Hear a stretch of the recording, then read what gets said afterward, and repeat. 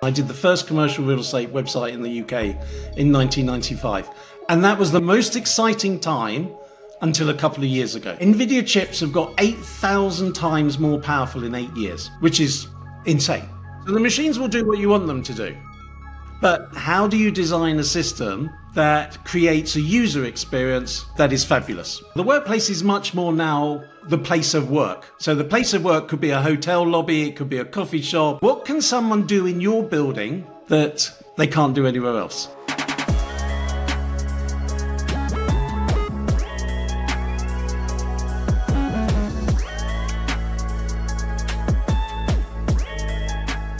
Hi everyone, welcome to another episode of Heroes of Hybrid Work. On today's pod, I'm very excited to welcome Antony Slumbers, a globally recognized speaker, advisor, and writer specializing in AI, prop tech, and space as a service. His journey as an entrepreneur includes founding and successfully exiting several prop tech software companies.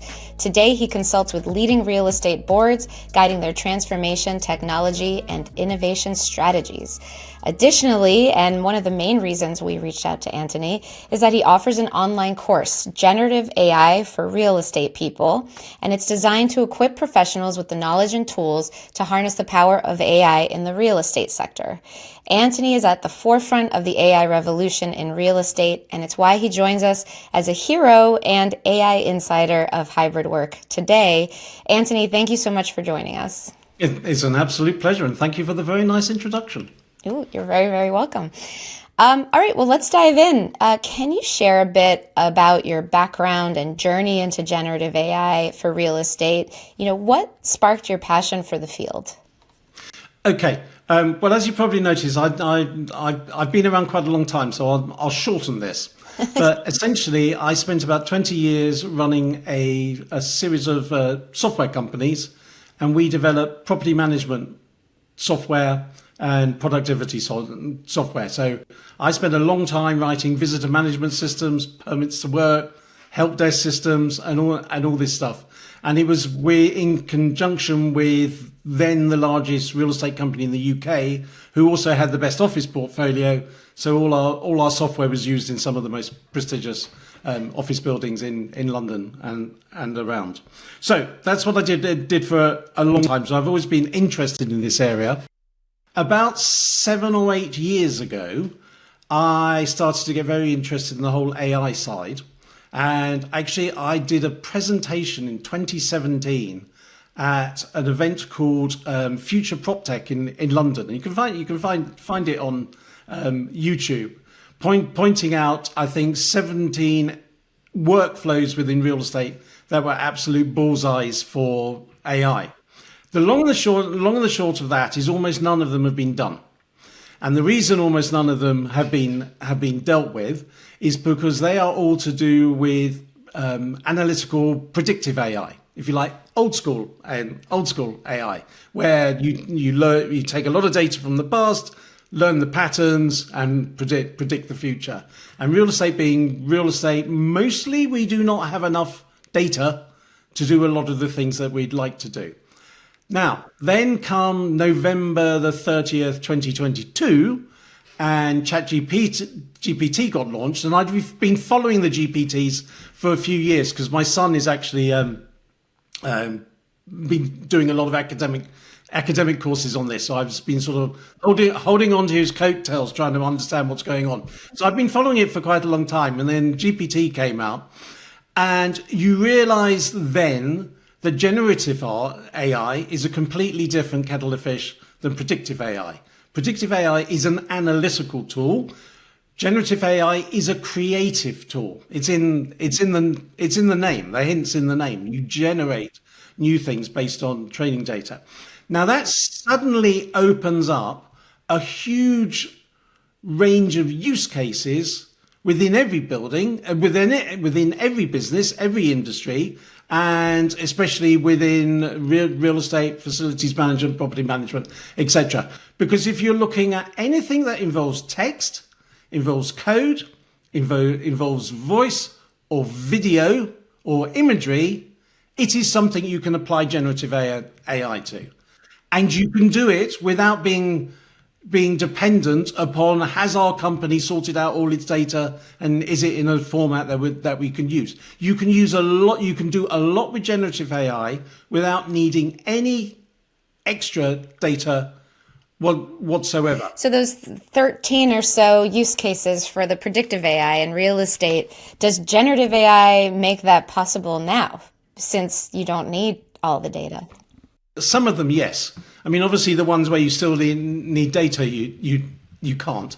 But yes, quite a lot of them are. Sure. If you think about generative AI in terms of sales and marketing, customer services, R&D, and software, anything to do with sales and marketing, customer operations, research and development, and software is a bullseye for generative AI. But you need to think of it in a completely different way. This is not like dealing with normal software. You need to think of this stuff much more like, I have an army of super smart people who can help me do all manner of things, and I'm going to work with them. Mm-hmm. It's not so much an application as a thinking aid. And if you simply work through in your business all the things where you're thinking, well, this is what we do and how we do it, and apply the basis of, well, is that the best way to do it? How might we be able to introduce some of these tools to enable us to do it? Absolutely. To do it better? And you'll find it pops up everywhere. Yep. It absolutely pops up everywhere. Yep. And you're at a disadvantage if you don't use it. 100%. I mean, it's a very interesting thing. The best stats I've got to date was the Federal Bank of St. Louis, actually, in August last year, did a big survey. And they came to the conclusion that about 10% of knowledge workers use it every day. That's it. And that's it. And that's not a lot. No. So the potential for gaining individual competitive advantage from these tools is huge at the moment, because there's an absolute certainty of the direction of travel. But these things always take longer than you think. In fact, they're still growing much faster than any other thing. It's just as soon as you're into it, you think, well, why isn't everyone using it? So let's get into how AI's impact on real estate. So I loved your LinkedIn post where you said, you said, what is happening? And you said crazy things are happening. And, why should we care? And what do we need to do about it? So one, what is happening right now? You already discussed that in the past, there were so many opportunities that we missed. So what's happening right now with AI and real estate? Well, it absolutely is the case that crazy things are happening at the moment. I actually started on the web in 1995, and I did the first commercial real estate website in the UK in 1995. And that was the most exciting time until a couple of years ago, because there were new things literally every day. Things were coming out constantly. And to be honest, that hadn't happened from sort of 2000 to 2022. Been developments. And then suddenly we're on an absolute roller coaster. And it's all a function of Moore's law. So Moore's law, the doubling of computer power every 18 months or so. But of course, that started from a very low base. It takes a while, and then eventually you get to the scale where you're doubling big things, and that's sort of what we've got to. So you've got this incredible situation at the moment that if you look at NVIDIA chips have got 8,000 times more powerful in 8 years, which is insane. The amount of data has been doubling every decade. So we've got plenty of data. And the size of AI models have been increasing by a factor of 10 each year for the last 10 years. So literally the scaling of everything has gone crazy.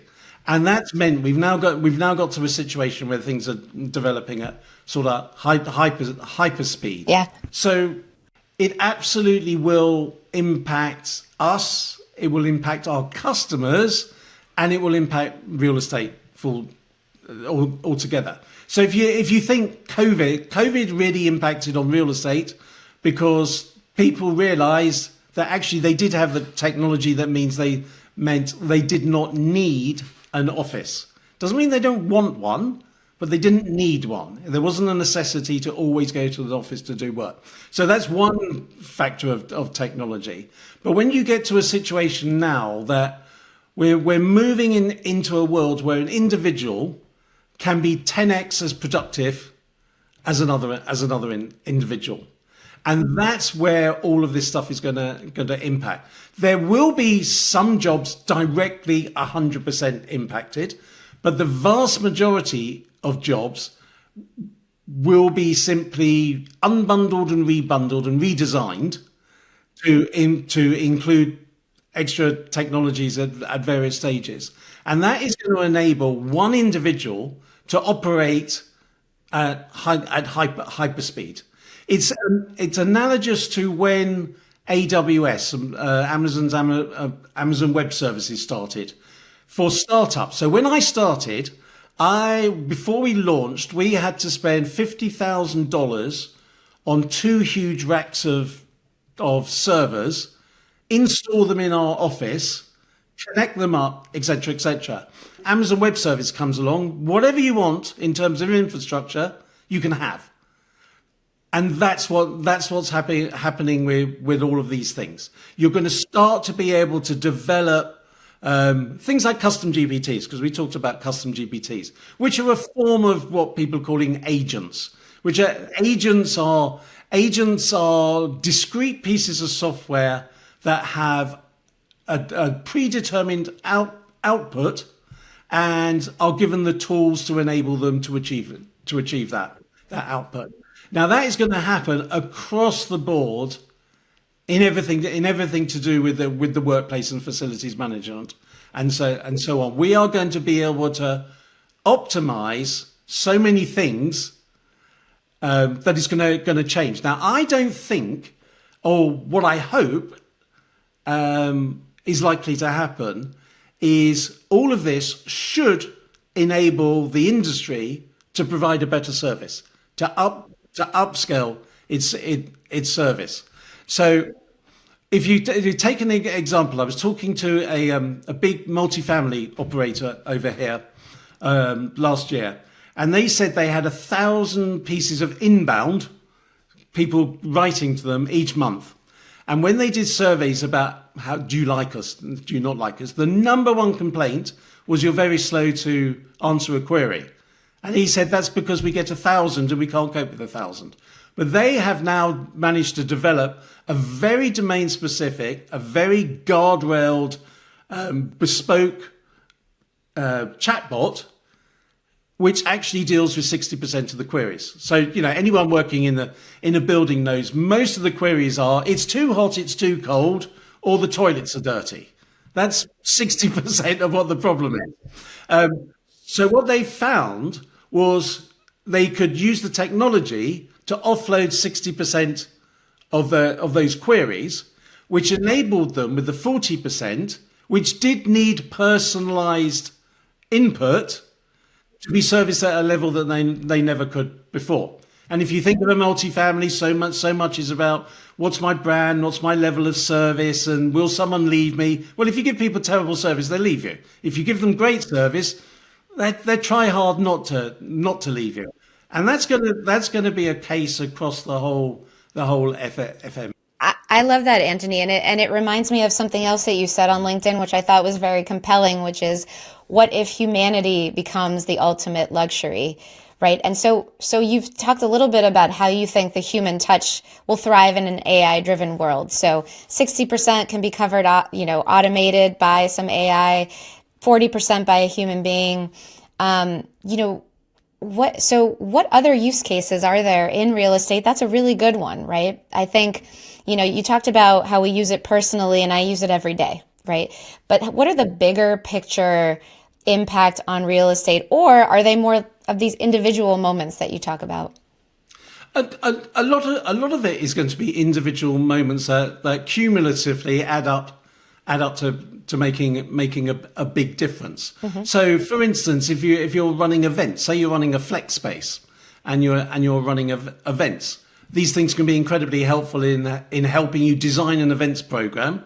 They can be incredibly helpful in analyzing feedback for an event, which will enable you to create better events, more suited to an audience and more receptive to feedback, and you get a nice loop like that. Everything to do with communication between the building's operator and the people in the building is a plus. This is the software I used to write 20 odd years ago. And we said the purpose of our product was to deal with the relationship between the building manager and the customer. We didn't do the other way down to hiring ordering your widgets and doing your accounting. We did everything to do with the relationship with the customer. And there's a fundamental point here, which was the point of my comment about human is the new luxury. It is undoubtedly true that these tools are going to move higher and higher up the knowledge tree in terms of what they are capable of doing. And you will lose. In a lot of cases, you will lose. It's just a matter of time before you lose. But these machines can simulate humanity and simulate empathy, but they're not actually human, and they can't do empathy. I think that's important. I just interviewed a humanoid. I don't know if you caught the last Really? podcast. I interviewed the humanoid, and I think that's a very good point, because people were worried at the facial expressions, and people thought it was a little creepy, and I got some feedback on that. But what you said is really important. It is not a human. No, it is not a human. And if you think of anything, I mean, I've primarily always dealt with the office market, so I'll stick to that. Sure. But if you think of the workplace, well, the workplace is much more now the place of work. Yes. So the place of work could be a hotel lobby, it could be a coffee shop, it could be a third place, it could be my office at the end of my garden, like now, or anything. Sure. So a physical office. Why is anyone going to go to a physical office unless it's a better experience and enables them to do what they want to do better than anywhere else? Because I always say to landlords, what can someone do in your building that they can't do anywhere else? And if you think, well, nothing really, you think, well, you've got a problem coming, because your building's expensive, and but why are people going to come to places? So with the machines doing more and more of the intelligence work, we are actually going to need to do more and more of the human work. And a lot of the human work is going to be in creating and curating the systems, telling the machines what to do. Right. So the machines will do what you want them to do. But how do you design a system that creates a user experience that is fabulous? Now, the machine is not likely to do that. The machine can optimize something. I mean, one of the good examples, if you asked the machine to optimize the traffic in the downtown area, it could do that. All it would do is it would just move all the traffic outside. Right. Right. It'd be simple. So it doesn't solve the problem because it hasn't got the human angle. Sure. So we have this interesting situation developing where the reason people will come to a space is because it provides a fantastic user experience that enables them to be as happy, healthy, and productive as possible. To do what they want to do, they need to come to that space. Now, if you think about it, this is going to become really quite an involved, sophisticated process. It's going to be a real skill to create these types of environments. A bit like if you go into the Four Seasons Hotel. It doesn't look like anything's happening, but it's amazing. Yeah. Because everything just happens when it should, but you don't see it. There's a real art to this. Now, the interesting thing is, who is going to do this? So where's the opportunity? So are companies going to do this themselves? I think very few companies will do this themselves, because they just looking at the evidence to date, most companies haven't even asked their workers their employees what they would like to do in terms of working in the office. They just said, oh, well, maybe 2 days or 3 days. They're totally data free. So the companies might do it, or property management companies might do it, or facilities management companies might do it. And I'm thinking in all these cases, you see, they've got to develop their services horizontally. Or you'll get completely new entrants into the market. And the really important thing for the FM people, I think, and the same for the property managers, is to try and avoid the situation that has been the reality of those two industries for the last 20, 30 years, that unfortunately they're very commoditized. So if I have a big building and I want a property manager, I can go to JLL. And then a year later, I don't like them. So I put CBRE in. And a year later, I don't like them. So I put Cushman's in. It's all the same. Sure. So there is this huge area of potential in creating services that didn't exist before. You mentioned it in one of your messages to me that I did a post on LinkedIn where I said the office market is in denial. I think I said. Yeah, you said. I'll quote you just to jump in for a second. So you said, in 2025, the office market no longer has product market fit. Absolutely. So what do you mean by that?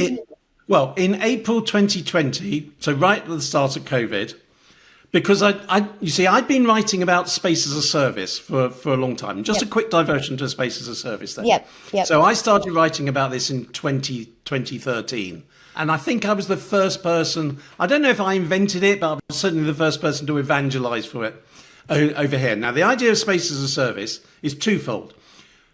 Space as a service could be that you're procuring the space as a service.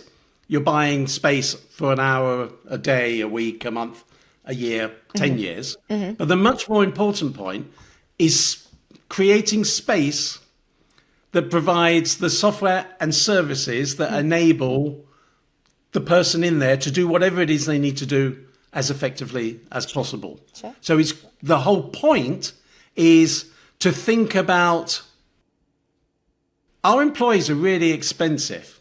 Sure. So I've got to make sure they're as productive as possible. Yep. So I need to do a couple of fluffy things to get my hard result. So I need to try and make them happy. Mm-hmm.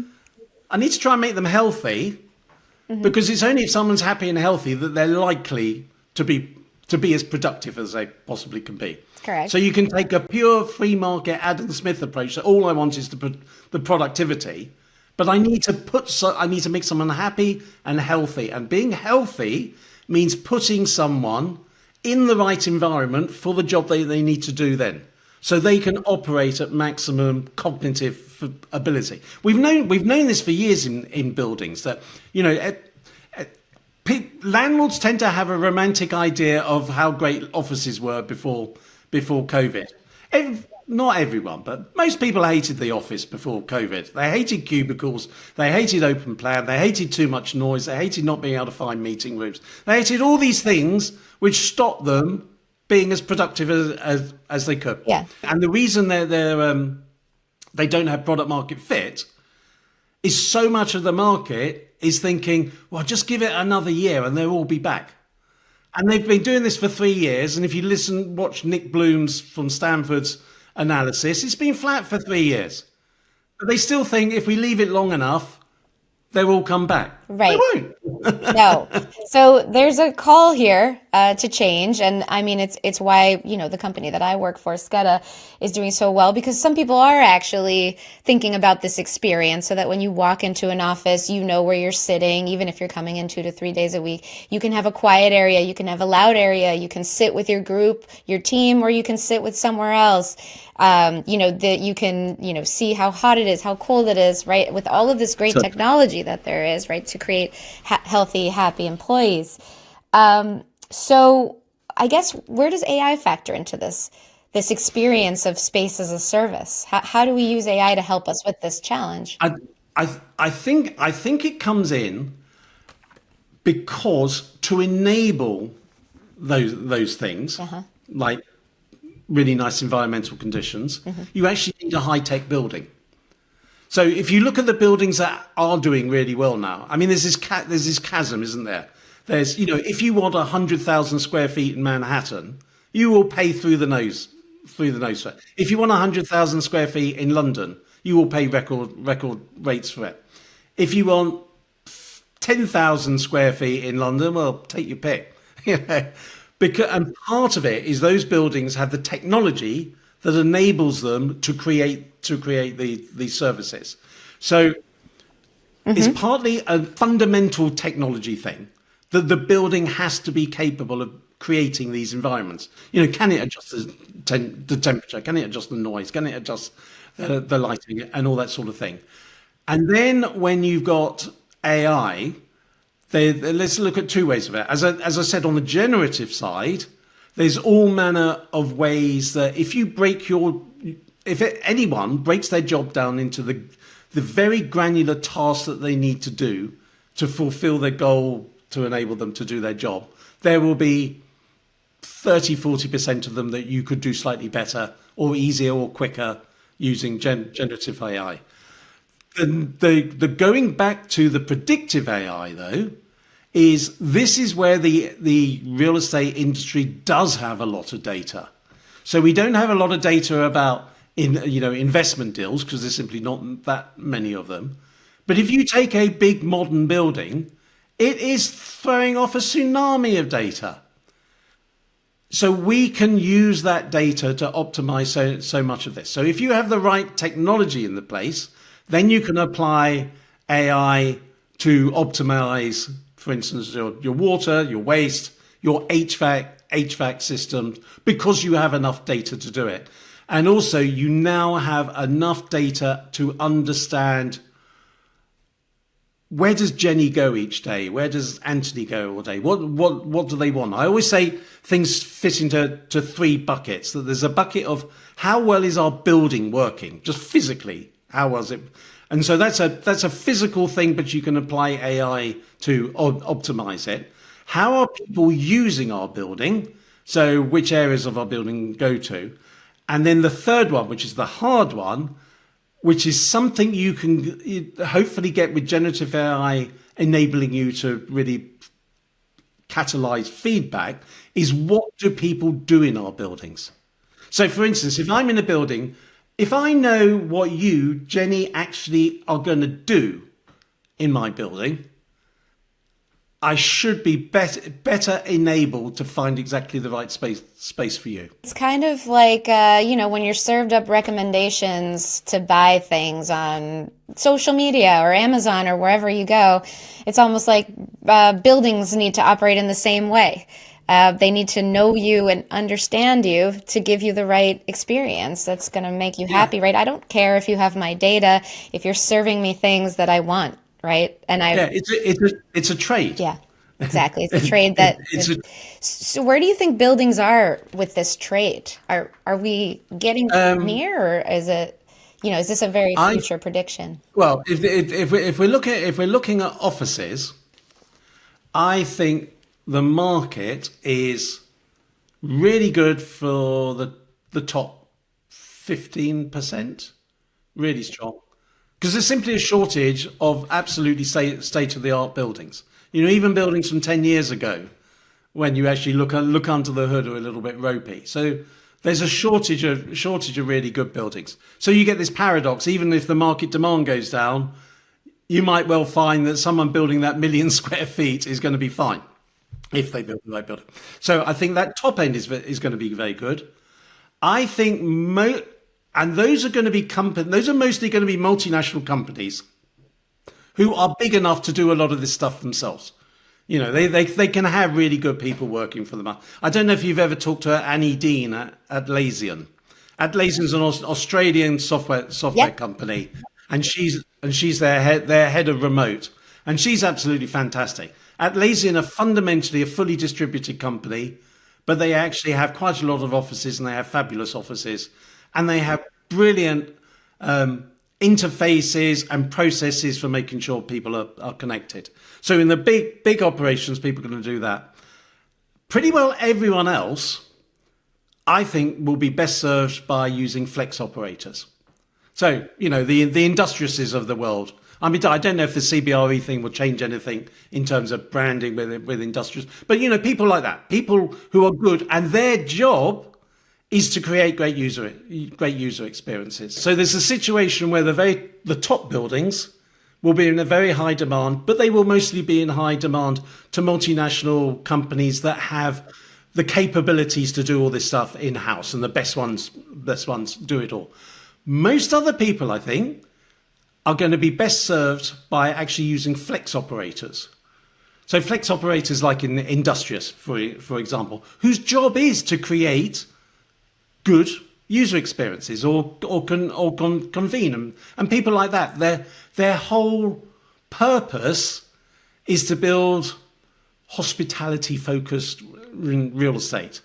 And they will have the data, they will have the incentives and the capabilities. And in most cases, I think most companies will be better off just let someone else do it. Because this stuff is sophisticated now. To do this, you're not going to do this yourself without a lot of good data science and good AI capabilities and all the rest. So I think you're going to get the top buildings, the flex buildings, and then I think there's a market for two other areas. One, there's going to be a strong market for mixed use developments, where people are much closer together, live, work, play all together. There's going to be a strong movement for that, which is sort of hilarious, really. It's like going back to 16th century Florence in Italy. Live, work together. You worked on the bottom, lived up top. There'd be that. And then there'd be a strong market, I think, for character buildings. So buildings that you can't necessarily bring up to the highest technical quality, but they're just beautiful buildings. Sure. Where you see all the piping and yeah. Fundamentally, if I may, this business about human is the new luxury is fundamentally about creating human-centric real estate. And I think human-centric real estate sits on 6 pillars that need to be done. You have to pay a lot of attention to health and well-being, so the environmental quality. You need to pay a lot of attention to ergonomics and comfort, pay a lot of attention to the physical quality of the space. You need personalized technology integrated in a way that it just works, which is a problem. How many times have you gone in these very high-tech meeting rooms where no one can turn the computer on? You need to design for community and connectivity.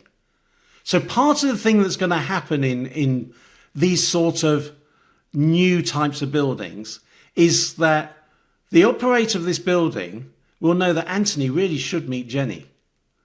Jenny works over there, but we've got to find a way to get them together, because part of the joy of these things, the sophisticated water cooler moment is that we can catalyze these human connectivities. And then two last things. One is places have to be sustainable. I mean, regardless of current changes, fundamentally we need more sustainable spaces. And the last thing is that everywhere needs to be designed and thought of with maximum flexibility and maximum adaptability. Sam Altman, boss of OpenAI, supposedly has a sign above his desk that says, "No one knows what happens next." And that is the point. Go back 30 years in real estate, you knew exactly what was going to happen in your office building for the next 20 years. But when we've got 100, 200, 500 times the technological capability in 10 years' time, who the hell knows? So you need to build it all in the first place. Well, very exciting times, I think, for real estate, if they heed the call here to be more involved with AI and technology. If they don't, well, that's the other route, right? All right. Well, Antony, thank you so much for being on the show. Really such a huge pleasure to have you on and hear all your great insights. Our listeners are going to love this. So last thing, how can people find you? Very simple. They can find me at antonyslumbers.com. And Antony doesn't have an H, so Antony, AntonySlumbers.com. It's all about me. There's my blog on there, link to my course and all that sort of stuff. Excellent. Alrighty. Well, thank you again, and please enjoy your day. That's great. Thank you very much. It was a pleasure.